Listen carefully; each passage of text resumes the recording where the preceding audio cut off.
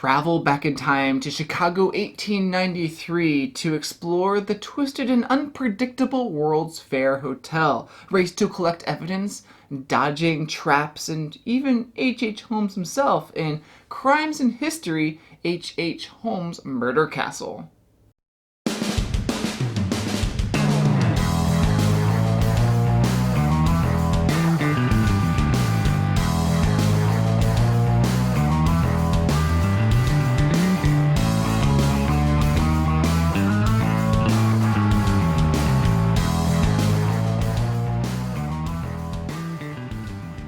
Thank you for joining me today at Tantrum House Studio D. I'm Kevin Delp. H.H. Holmes Murder Castle is a 2 to 6 player board game that plays in about 45 to 60 minutes.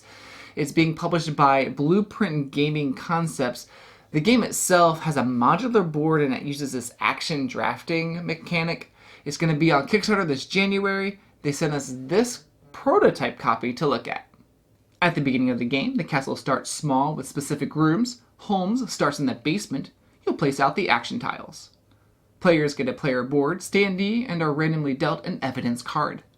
You'll place the different colors in your board based on what is displayed on the evidence cards. The Ferris wheel is also filled with cubes. This is a prototype and the Ferris wheel will be bigger in the published version.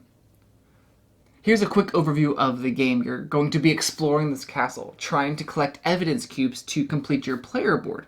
Now, whoever can complete their player board and make it back to the laboratory first is going to win the game.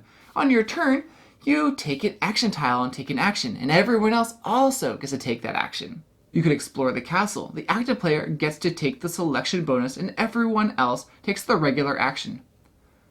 You would take the top tile from the deck and connect it to one of the doors in the room where your standee is located. Make sure you connect the doors. You place evidence cubes from the Ferris wheel into the safe in the room based on the number shown. If you select move, then you can move from one room to another. The selection bonus allows you to move a total of 2 rooms. The collect evidence allows you to collect cubes that you need to complete your player board. Another tile lets you draw an event card. These can be good and bad. Some have to be played immediately, and some you can hold on to play at a later time. These can help you be super strategic during the game.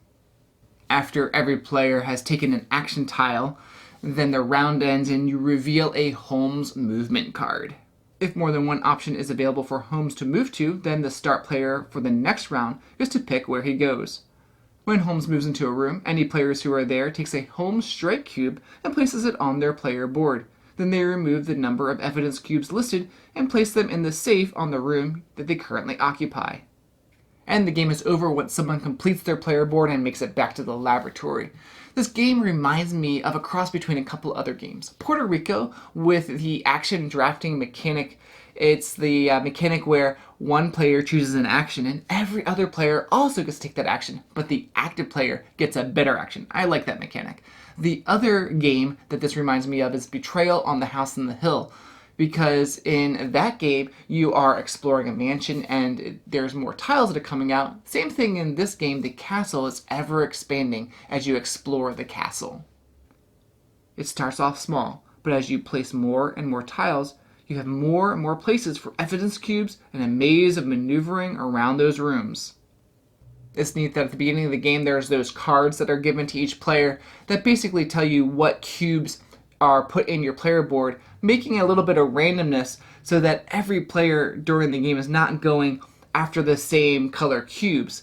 And the game gets even more interesting as Holmes is moving around the board, not only at the end of each round, but also during the game. During a round, a player could choose to move Holmes, which can make it really difficult for players to get certain evidence cubes. I think that might have happened to me once or twice. And players all have variable powers, which shakes things up a bit. Some of them even start with items. The art and illustrations work well for the theme too, set in the late 1800s during the World's Fair in Chicago. There's also a second story that will hopefully be available too. Check out the campaign page for more information on that. If you're looking for a light to medium weight game that has action selection, set collection, and more, then check out Crimes and History, H.H. Holmes Murder Castle from Blueprint Gaming Concepts, coming to Kickstarter this January. And as always, we would love for you to subscribe to Tantrum House.